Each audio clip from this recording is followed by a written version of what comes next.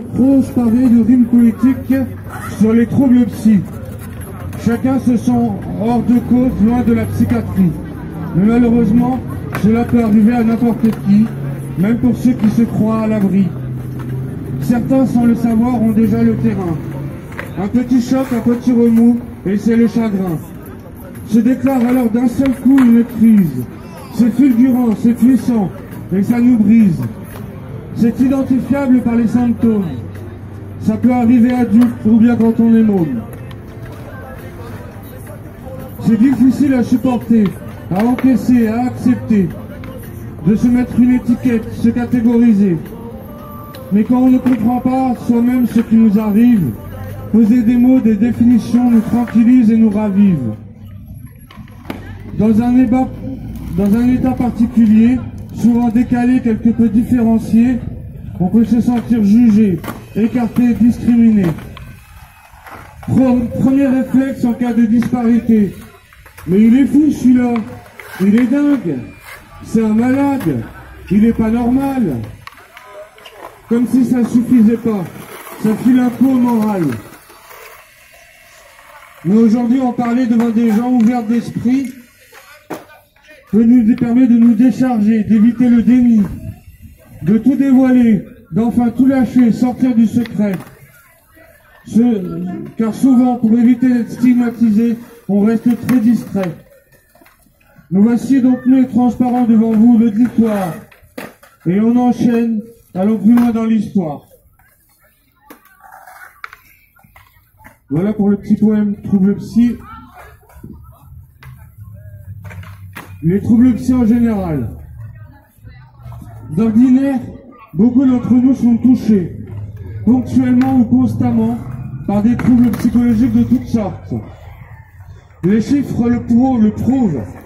58% des Français se déclarent affectés par des problèmes psychologiques ou psychiatriques et près de 75% des Français sous-estiment cela. Ces chiffres parlent de ceux qui ont eu la chance d'être diagnostiqués. Je ne parle même pas de ceux qui ne le sont pas encore, ou pas du tout, alors que c'est indispensable pour mener une vie décente.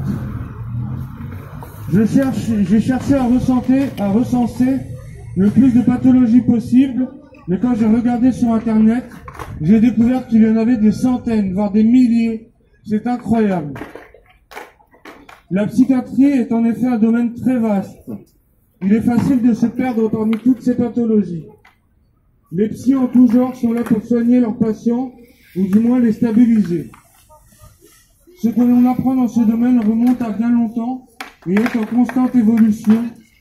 Chaque jour qui passe, une pathologie est mieux comprise, une autre est découverte, et encore une autre est retirée du DSMV.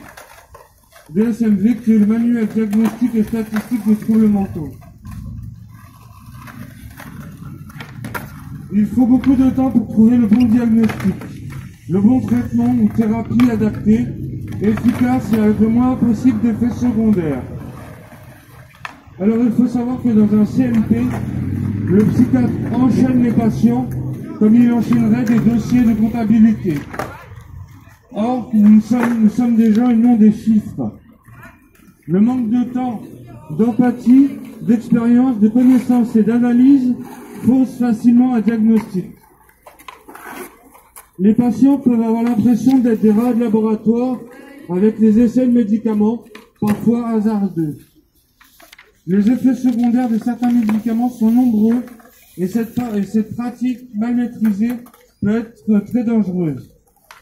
Parmi ces effets secondaires possibles, on peut citer la camisole chimique, les maux de tête lourds, la perte de libido, les envies suicidaires, etc., etc. Pourtant, le psychiatre a Bac+10, et voilà ce qu'on dit sur Wikipédia. Spécialiste en santé mentale, médecine. Compétences, excellente en analyse, grande perception, maturité, communication, empathie. On en est souvent très loin. Il est donc très important que les médecins psychiatres, psychologues et autres neuropsychologues se basent à la fois sur ces connaissances théoriques et à la fois pratiques. Et même une fois que l'on a trouvé le bon traitement, ce n'est pas nécessairement plus simple. Le patient qui suit un traitement médicamenteux régulier peut se sentir dans un état stabilisé et se sent tellement bien qu'il peut vouloir stopper la médication. Bien sûr, certains patients peuvent se sevrer, mais beaucoup rechutent. Les molécules de médicaments mettent 15 jours à s'éliminer et bam, c'est la rechute. Les symptômes ressortent. Moi, j'ai compris que je devais continuer la médication pour rester stable. D'autres patients n'ont besoin que d'une médication ponctuelle et non constante. D'autres encore ont besoin d'une thérapie couplée à la médication ou seule.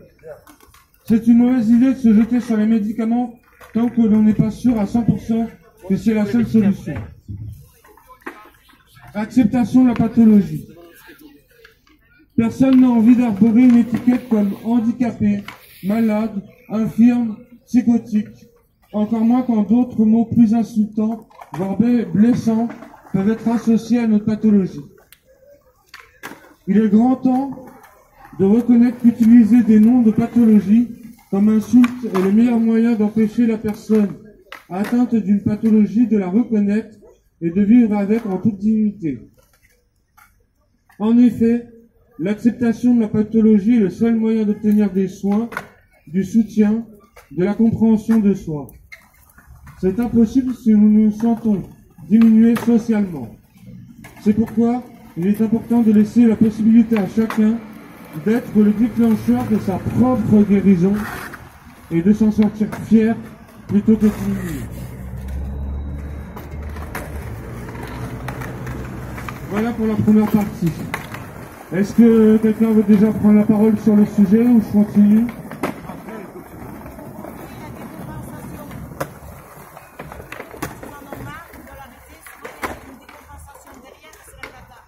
Voilà, c'est ça. Donc, une fois stable avec les médicaments, on peut avoir envie d'arrêter parce qu'on se sent bien. Et en général, une semaine, 15 jours après, les symptômes ressortent de décompensation, de délire, de psychose. Donc c'est assez important pour moi, je pense, de suivre son traitement comme il faut pour rester stable. Alors, moi j'ai une question. Au micro. Ouais, faut passer au micro. Moi j'ai une question.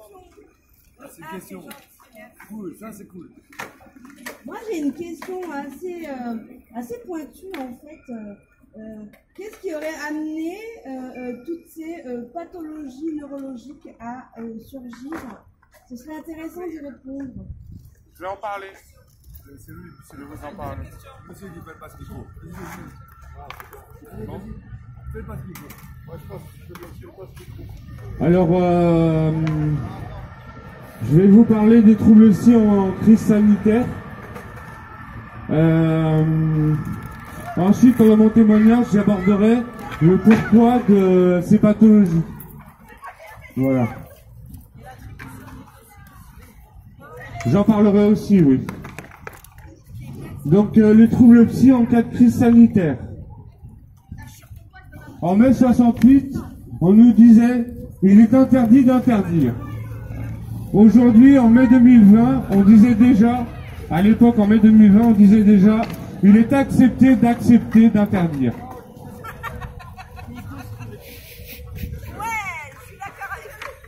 Sous le couvert d'une crise sanitaire, on nous a fait accepter pour moi une dictature sanitaire.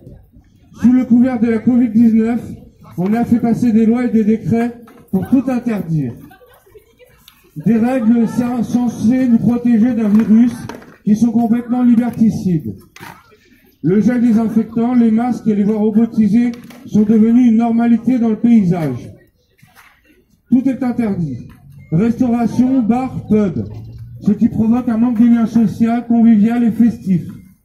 Les cours, le travail et réunions sont en distanciel. Manque de lien social, de contact, de concentration, voire de motivation. Emprisonnement chez soi, adulte ou jeune étudiant, des fois dans 9 mètres carrés.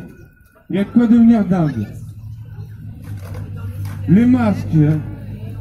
Bon. Avant, quand on voyait des Chinois masqués dans certaines villes à cause de la pollution, certains étaient moqueurs. Et ben voilà, on y est. La culture entière aussi est muselée, masquée, interdite. Ce qui relevait d'un vrai film de science-fiction est devenu réalité, et encore une fois, une normalité. Toutes ces mesures accentuent donc le problème des troubles psy.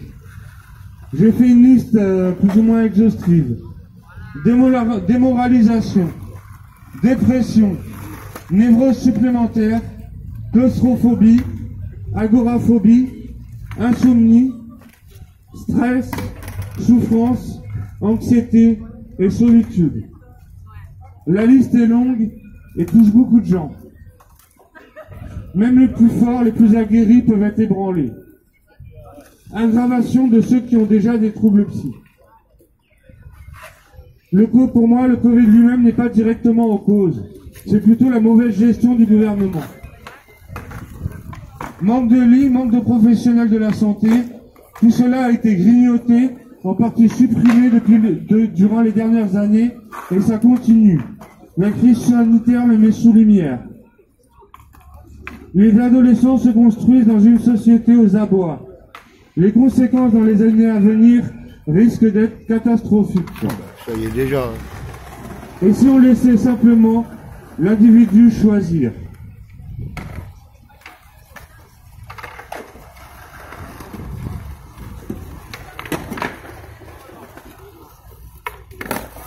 Avant de passer à mon témoignage, je vais laisser la parole à Alexis, qui va lui parler.